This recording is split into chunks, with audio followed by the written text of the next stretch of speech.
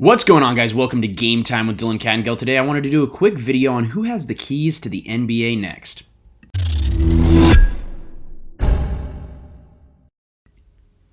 Thank you guys so much for tuning in. I just wanted to give a quick summary of some of the top players and who I think is going to be the next key holder to the NBA. Basketball, especially the NBA, has been a game of decades as far as style of play and dominant players over a decade. In the 80s, it was Bird and Magic. In the 90s, it was MJ. In the 2000s, it was Kobe. In the 2010s, it was LeBron. And even though there is a little bit of wiggle room or up for debate, whether it was Steph or LeBron in the 2010s, it has to be LeBron, not only due to his just global impact and popularity, but what he was able to do as far as reaching so many straight finals, the success he had, and the icon that LeBron is today. I think there's going to be a few players, and this is the 2019 25 under 25 list, but there's a few players that I just wanted to talk about briefly that I think are going to have an option to, quote, take the keys from the game from LeBron, or he'll pass them to them, and those are four players.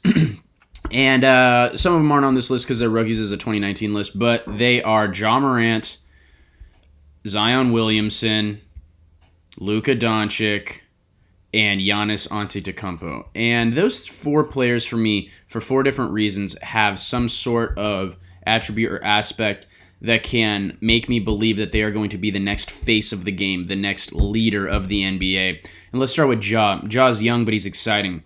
He has support from so many fellow players in the way he plays with the aggressiveness and the dog in him. Not only that, but he's a pre-built to be a highlight machine. He has the vertical, he has a size, he's developing a game that's not only smooth but fun to watch, and he's somebody that you want to tune in and see.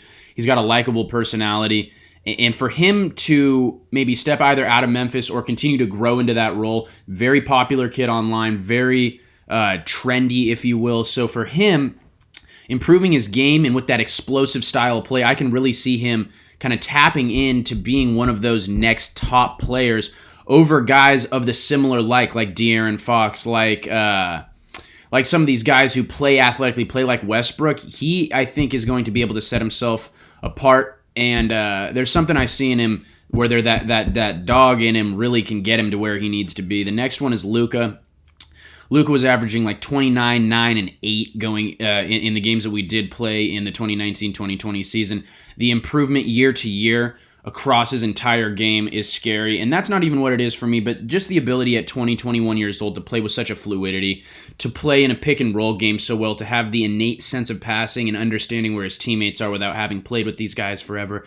The European League got him ready for NBA ball so fast, and he's a guy that can do it all, but not only that, does it with a smile on his face. Again, a likable guy. This is a real, what I would call an easy choice or not a hot take on who could be the next face of the NBA, but we're talking about somebody that's so young and so capable. Again, 29, 9, and 8, like these stats are next level for somebody that young, and for him to have another decade of production like that, and not only that, but continuing to improve on his game because he's so young, is terrifying, and a reason why I think Luka could be one of the four people who hold the keys to the NBA next. Again, that's Ja and Luka so far. The next one, we got him on the 2019 list at 7 for 25 under 25.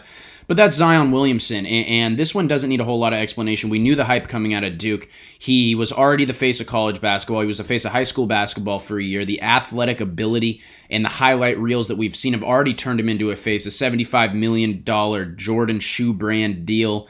We're talking about shout out and references from all the players. He was injured to start the season, came in and was what transformed the Pelicans into a winning team. They were winning games and he was out there. And this kid, again, he's young. Came into the league at 18 out of Duke, and a little bit different than Luka. Luka was ready for the spotlight. He played in Europe. He played professionally.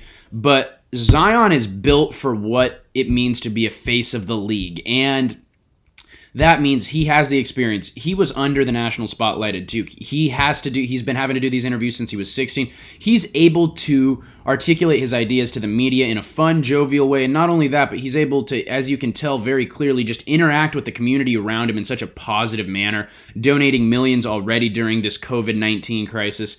And for the reasons off the court are going to accentuate what he does on the court. So what he does off the court in the community, wherever he may be playing, is going to be the biggest factor for him.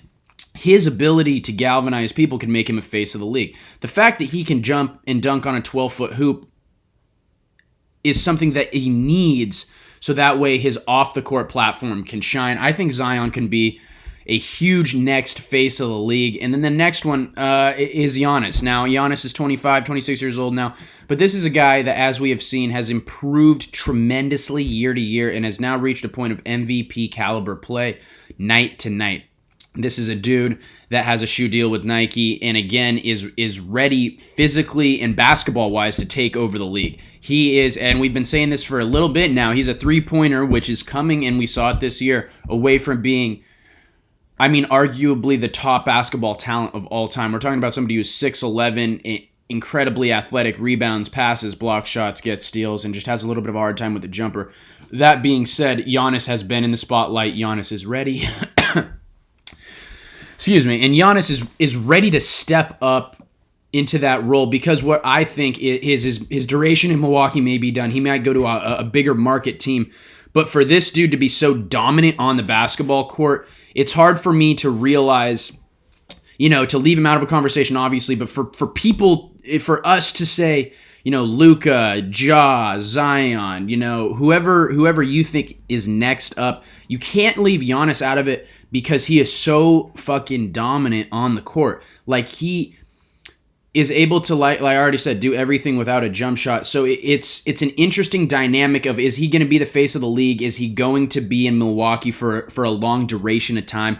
These are questions I don't have the answer to, but it's just a really interesting thing because I was able to narrow it down to these four people. I would love for you guys in the comments to let me know what you think if I left somebody out. But for the next 10 years, 2020 to 2030, who has the keys to the game? My final choice, it's actually going to be Luka just because of his ability on the court. He plays so fluidly and he's so fun to watch. Step back, he has a little bit of James Harden in him. He has a little bit of LeBron in him. He has a little bit of Steph. He's such a combination of all these guys with the shooting and the passing and the rebounding and the aggressiveness, but he's not super athletic, but it's interesting.